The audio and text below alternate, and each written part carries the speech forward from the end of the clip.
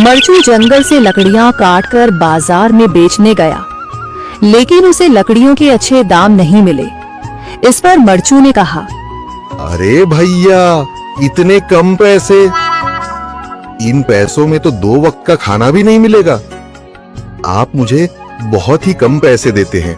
मैं इतनी मेहनत से लकड़ियां काट कर आता हूँ, लेकिन उनके पैसे मुझे बहुत कम मिलते हैं। भैया, तुम्हारी लकड़ियां होती ही इतनी कमजोर हैं कि मैं इससे ज्यादा पैसे नहीं दे सकता। तुम्हारी लकड़ियों के बस इतने ही पैसे बनते हैं। अरे भैया, कुछ ज्यादा कर दो ना। वो क्या है ना कि इन पैसों का तो कुछ भी नहीं आता। मैं अपनी जिंदगी कैसे गुजारूंगा? भैया, तुम जाकर अच्छी लकड़ियां लाओ, तभी इन लकड़ियों का अच्छा दाम मिल पाएगा, वरना इन लकड़ियों का तो यही दाम है। ये सुनकर मरचू बहुत ज्यादा परेशान हो गया और पैसे लेकर किराने की दुकान से सामान खरीदकर घर आ गया। घर पहुंचते ही मरचू की पत्नी सीता ने कहा, अरे जी, सामान ले आए आप? हाँ जी, सामान ले आया हूँ। सीता के चेहरे पर खुशी छा जाती है, लेकिन जब उसने सामान देखा, जी, इसमें तो बहुत थोड़ा सामान है। हाँ सीता, मुझे पता है कि यह सामान बहुत थोड़ा है, लेकिन मैं क्या करूं? मेरे पास जितने पैसे थे, मैं उतने का ही सामान लेकर आ गया हूँ। इस तरह हमारा गुजारा कैसे हो पाएगा जी? आपको तो पता ही है कि हम कितनी मुश्किलों से गुजारा करते हैं। हाँ हाँ, मुझे पता है, लेकिन मैं कर भी क्या सकता हूँ? मेरे पास इतने पैसे ही नहीं कि हम एक अच्छी जिंदगी गुजार सकें। इतनी मेहनत कर रहा हूँ, लेकिन फिर भी मेहनत का फल नहीं मिल रहा। इतनी मेहनत से अच्छी लकड़ी काट कर आता हूँ, लेकिन मुनासिब दाम नहीं मिलता। मैं तो बहुत परेशान हूँ। क्या करूँ? कहाँ जाऊँ? अरे जी, आप परेशान न हो, आप कोई और काम देख लें। मैंने कई बार काम तलाशने की कोशिश की, पर किसी ने भी मुझे काम नहीं दिया। ये सुनकर सीता भी काफी ज्यादा परेशान हो गई। मरचू से सीता की परेशानी नहीं देखी गई।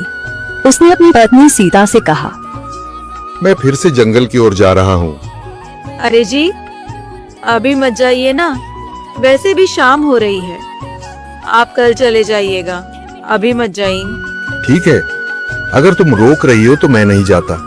मैं कल चला जाऊंगा। इसके बाद मरचू गांव में घूमने के लिए चला गया। तभी उसे एक आदमी मिला और उसने कहा, कहाँ जा रहे हो भैया? और सुनाओ, क्या हाल चाल है? जिंदगी कैसे गुजर रही है? अरे भैया, तुम्हें तो पता है कि लकड़ियां काटकर कैसे गुजारा होता है। हाँ भैया, तुम सही कह रहे हो। और आसपास के जंगलों में अच्छी लकड़ियां भी नहीं है। इसके लिए तो जंगल के अंदर जाना पड़ेगा। पर जंगल के अंदर तो काफी सारे जंगली जानवर होंगे। मुझे बहुत डर लगता है भैया। मैं जंगल में कैसे जाऊंगा? हाँ भैया, जंगली जानवर तो होंगे, लेकिन अच्छी लकड़ियां तो वहीं से ही मिलेंगी। ये सुनकर मरचू बहुत ज्यादा परेशान हो गया, लेकिन वह आदमी बिल्कुल ठीक कह रहा था। जंगल के किनारे की सारी लकड़ियां कट चुकी थीं। अब सिर्फ जंगल के अंदर ही अच्छी लकड़ियां बची थीं। अगली सुबह मरचू लकड़ियां काटने जंगल की ओर चल पड़ा। जंगल में आने के बाद मरचू ने कहा, अरे, यहाँ पर तो लकड़ियां ही नहीं हैं। वो आदमी सही कह रहा था। लकड़ियों के लिए तो जंगल के अंदर ही जाना पड़ेगा। और जंगल के अंदर जाना क्या सही रहेगा? मुझे तो बहुत डर लग रहा है, क्योंकि वहां पर तो काफी सारे जंगली जानवर होंगे जो खतरनाक होंगे। अगर आज मैं जंगल के अंदर नहीं गया तो मैं आज घर पैसे लेकर नहीं जा सकूंगा। और फिर जब पैसे नहीं होंगे तो गुजारा कैसे होगा? मरचू जंगल के बाहर खड़ा सोचता ही रहा और फिर उसने सोचा, अरे, यहाँ पर भी कोई मजबूत पेड़ दिखाई नहीं दे रहा जिससे मैं लकड़ियां काटकर घर ले जा सकूं।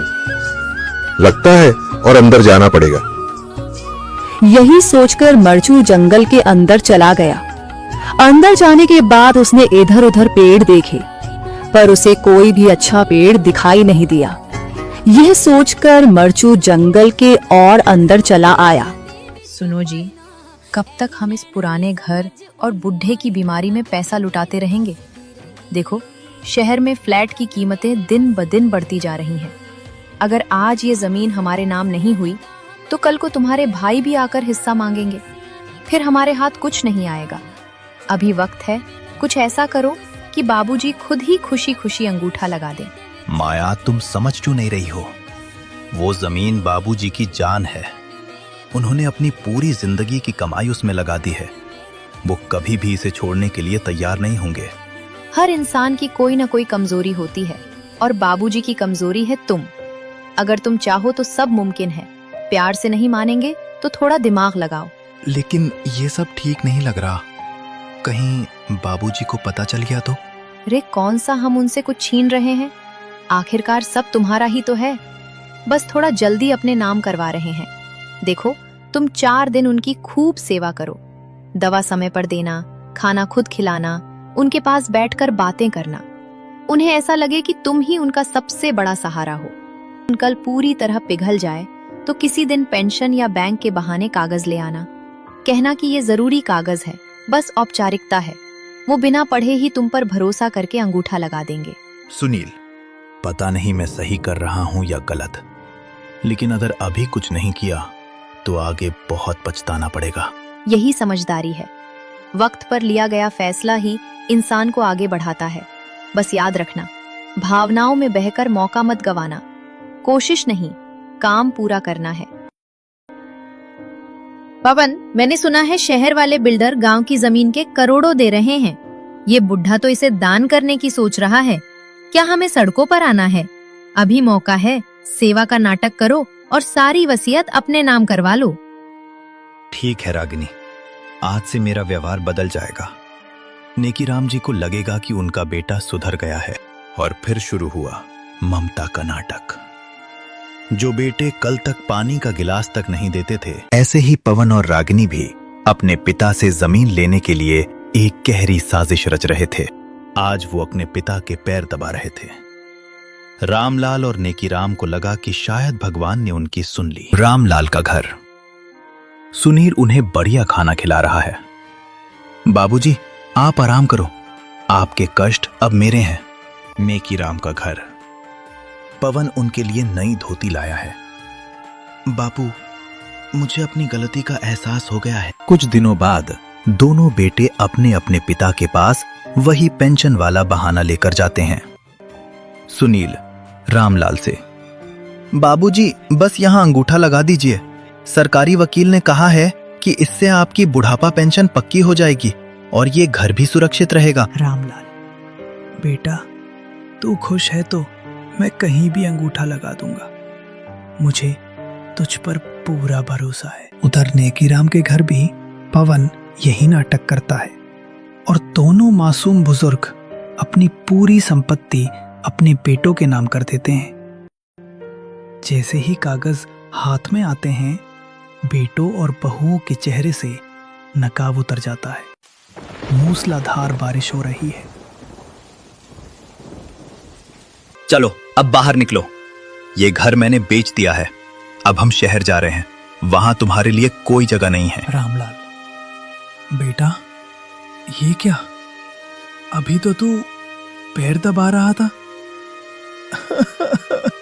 वो तो अंगूठा लेने का नाटक था बुढ़े। अब जाओ और कहीं भी मरो। नेकीराम का घर।